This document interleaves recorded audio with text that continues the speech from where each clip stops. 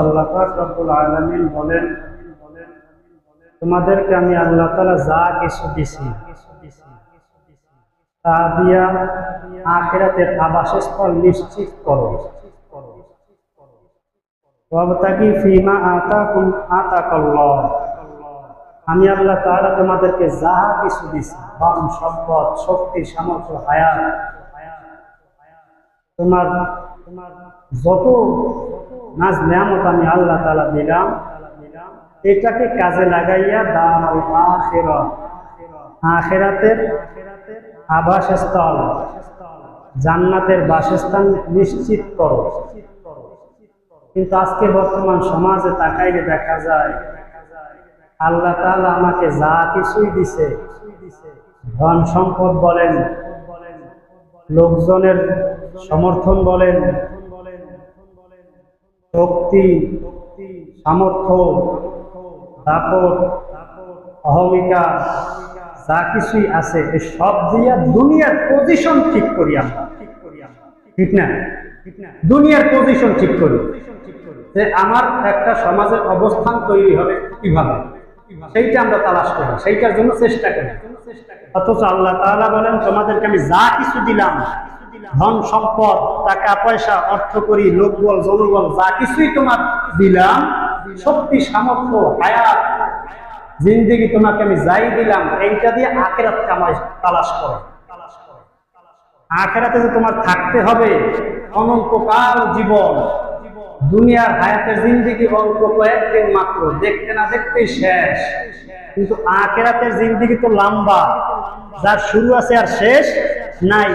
এই আখিরাতের জিন্দেগিতে কোথায় তুমি থাকবা সেইটা নিশ্চিত এখান থেকে করো, সেইটা কাজে লাগাও। কিন্তু আমরা কি করি, এই ধন সম্পদ, টাকা পয়সা, যা কিছু আছে, শক্তি, সামর্থ্য, সবকিছু দিয়ে দুনিয়াতে আমার একটা পজিশন হবে, পদ হবে, শেয়ার হবে, সেটার পিছনে আমরা দৌড়াই, ঠিক না? সেইটা আমরা নিশ্চিত করার জন্য চাই, দুনিয়া কামাইয়ের জন্য। অথচ আল্লাহ তাআলা বলেন সম্পূর্ণ উল্টা, যে তোমার যে দুনিয়াতে একটা অংশ আছে এটা তুমি ভুলে যাইও না, এই অংশটাকে কাজে লাগাও।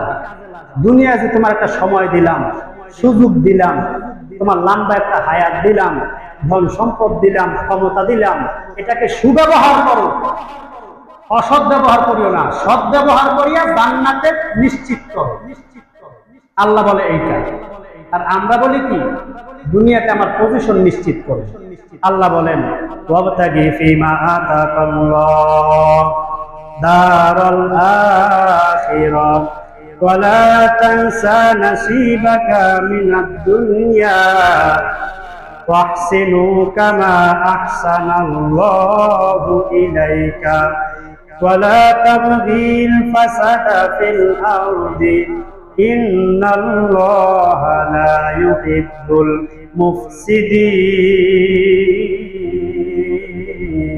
মুফসিদিন। সূরা কাসাস ৭৭ নম্বর আয়াতের মধ্যে আল্লাহ তাআলা বলেন, ওয়াবতাগি ফীমা আতাকাল্লাহ, হে দুনিয়ার মানুষ, তোমাদেরকে আমি দুনিয়াতে যা কিছু দিলাম, দারুল আখিরাত, এইটাকে ব্যয় করিয়া আখিরাত নিশ্চিত করো। ওয়ালা তানসা নাসীবাকা মিনাদ দুনিয়া, তোমার যে দুনিয়াতে একটা অংশ আছে, তোমার যে দুনিয়াতে সামর্থ্য আছে, শক্তি আছে, সময় আছে, এই সময়টাকে তুমি ভুলিয়া যাইও না, আখিরাতের পিছনে কাজে লাগাও। দুনিয়ার পিছনে দৌড়াইয়া তোমরা এটাকে নষ্ট করিয়া দিও না, কারণ তোমার জিন্দেগীর হায়াতের মধ্যে ততটুকুই তোমার উপকারে আসবে যতটুকু ব্যয় করিয়া তুমি আখিরাত কামাই করবা। দুনিয়াতে তুমি যতই টাকা পয়সা, ধন দৌলত কামাই করে ফিরে যাও, এ কিছুই তোমার সঙ্গে যাবে না। যা কিছু আখিরাতের জন্য নিয়ে যাইবা সেটাই একমাত্র তোমার উপকারে আসবে, আর যা কিছু রাখিয়া যাইবা সব তোমার গোলামাইয়া ওয়ারিসরা ভোগ করবে। নাকি? আজকে একটা পদ পজিশন আমি গ্রহণ করলাম, নিশ্চিত করলাম, এই পদ পজিশন কামাই করিয়া, এইটাকে পুঁজি বানাইয়া যত অর্থ সম্পদ লুটতে দাবরিয়া কামাই করলাম, একটাও আমার কবরে যাইবে? বুঝেন না আমার কথা? আমি পুরো থানার একটা দায়িত্ব নিলাম, সভাপতি, সেক্রেটারি, যা মনে তা হইলাম, এখন লুটতে দাবরিয়া যা সম্পদ অর্জন করলাম, কবরে আমার যাবে? কবরে যাবে মাত্র 3 টুকরা সাদা কাপড়। আমি এক আমল যা করবো তা যত ধন সম্পদ ব্যাংক ব্যালেন্স গাড়ি গাড়ি যা কিছু আমি করিয়া যাব সবকিছু দুনিয়াতে করে থাকবে। ছেলে সন্তান আত্মীয় স্বজন ওইটা নিয়ে মারামারি কাটাকাটি করবে। আপনার আমার চাইরানা পয়সা উপকার দিয়ে হবে না।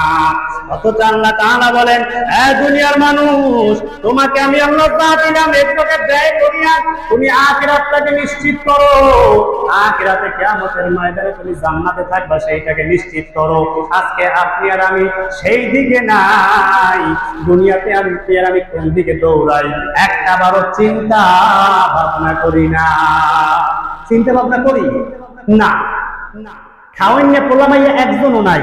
তারপরে শুধু সম্পদ, সম্পদ, ক্ষমতা, পজিশন আছে না? এরকম একজনও নাই, বউরা পর্যন্ত নাই।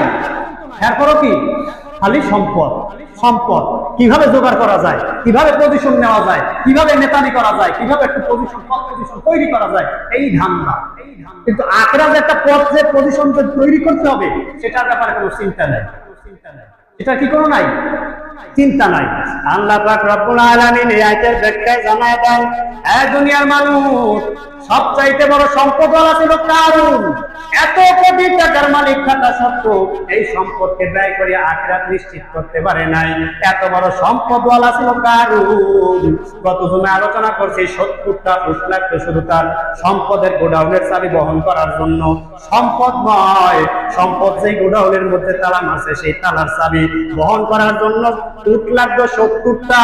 এত বিশাল সম্পদওয়ালা এই সম্পদ যখন পয়গম্বর মুসা বলল, এই ভাই কারুন, এই সম্পদ আল্লাহর রাস্তায় ব্যয় করিয়া তুমি আখিরাতের বাসস্থান নিশ্চিত করো, সে উল্টা বলল, এই সম্পদ আল্লাহর দেওয়া সম্পদ নয়, এই সম্পদ আমার মেধা খাটাইয়া কামাই করছি, আমার পদ পজিশন দিয়ে আমি কামাই করছি, এই সম্পদ আমার যোগ্যতায় আমি হাসিল করছি, আমার যোগ্যতায়, আমার ক্ষমতায়, আমার দম্ভ করিয়া আমি যোগ্যতায় অর্জন করছি, এই সম্পদ আল্লাহর দেওয়া না।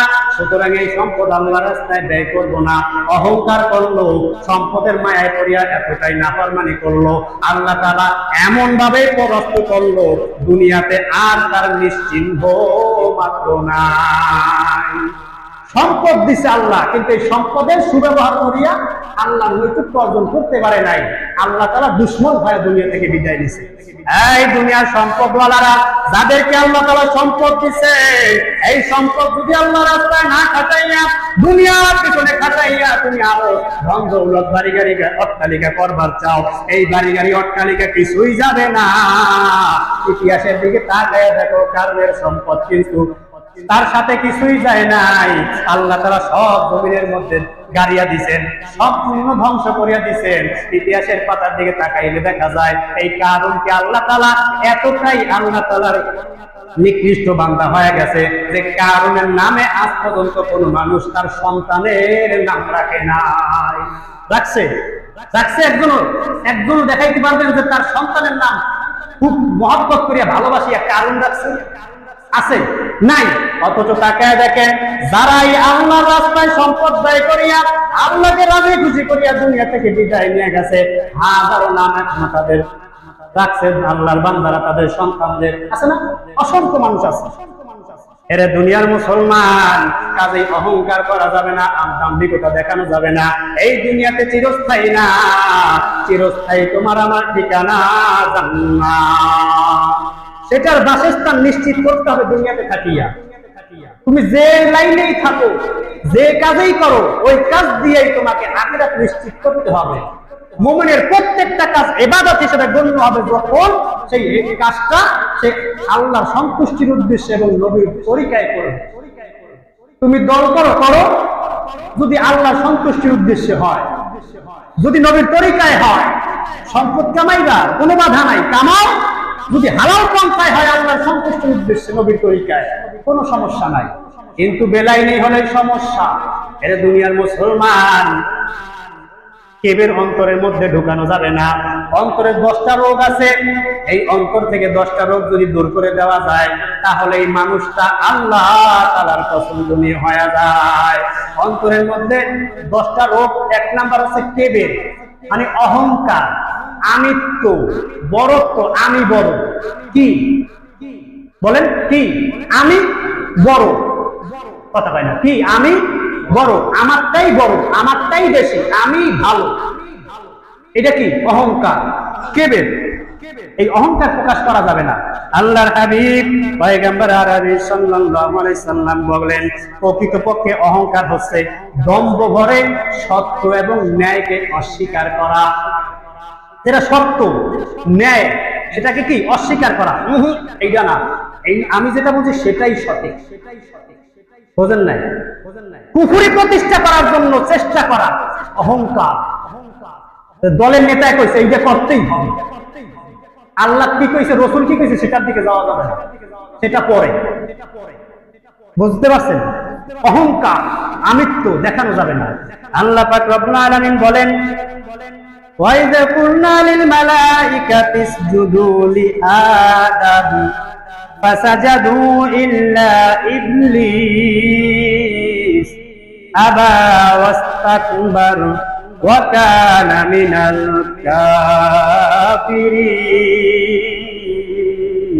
কাফিরিন। সূরা বাকারা 34 নম্বর আয়াতের মধ্যে আল্লাহ তাআলা বলেন, ওয়াইদ কুলনা লিল মালাইকাতি ইসজুদু লিআদম, হে দুনিয়ার মানুষ, আমি যখন ফেরেশতাদেরকে বলছিলাম, হে ফেরেশতারা আদমকে সিজদা করো, ফাসাজাদু, সব ফেরেশতারা সিজদা করলো, ইল্লা ইবলিস, একমাত্র ইবলিস শয়তান সিজদা করে নাই, অহংকার করলো, আবা ওয়াস্তাকবার, সে অহংকার করলো। আল্লাহ বলেন, ওয়া কানা মিনাল কাফিরিন, আমি আল্লাহ তাকে কাফের বানায় দিলাম, পথভ্রষ্ট বানায় দিলাম। মুফাসসিররা মায়েদের ব্যাখ্যায় বলেন, আল্লাহ তাআলা ফেরেশতাদেরকে ডাক দিয়া বললেন, এই ফেরেশতারা রে, আদমকে সিজদা করো, সব ফেরেশতারা